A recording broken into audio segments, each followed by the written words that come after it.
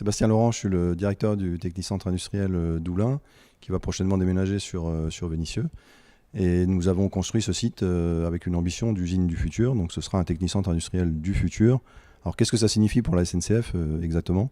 Alors premièrement, ce projet a été labellisé par l'Alliance Industrie du futur en 2016 comme une vitrine technologique.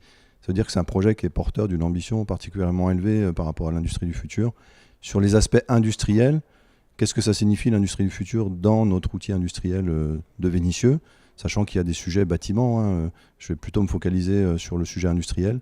L'usine du futur dans nos métiers, ça signifie la dématérialisation déjà de tout ce qui est documentation, traçabilité, opération de maintenance, donc la mise en place du digital dans toute l'usine, sur toute la chaîne de valeur de l'usine et auprès des opérateurs, qui il y a encore 2 ans utilisaient que le papier pour faire leurs opérations de maintenance. Deuxièmement, surveillance des installations. Donc on a un outil industriel. Cet outil industriel sera ultra connecté. Tous les équipements industriels stratégiques seront connectés, ce qui nous permet de les surveiller, de les monitorer et de relier ça à une supervision industrielle, ce qui nous permet même d'imaginer de le piloter en quelque sorte et de le surveiller en tout cas à distance. Le fait que ces outils soient connectés nous permet d'envisager aussi demain de collecter de la donnée. Et donc ces données sont intéressantes pour la performance, pour améliorer la performance de l'outil industriel, sont intéressantes aussi pour envisager demain de faire de la maintenance prédictive sur notre outil industriel. Enfin, il y a une application aussi par rapport à la logistique. Donc on a beaucoup de logistique sur notre activité.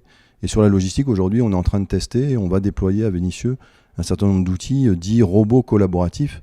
Donc ce sont des robots de nouvelle génération, autonomes, qui nous permettent notamment de transporter des pièces en autonomie. Donc effectivement, ça fera un peu moins de caristes pour transporter ces pièces. Mais on est en train de développer ces technologies avec des startups notamment. Et Vénissieux sera équipé de ce type d'équipement. Voilà une palette et un exemple de quelques technologies usines du futur qui seront embarquées dans cet outil. C'est évidemment, il n'y a pas que ça. Il y a plein d'autres choses. On a un Fab Lab, par exemple.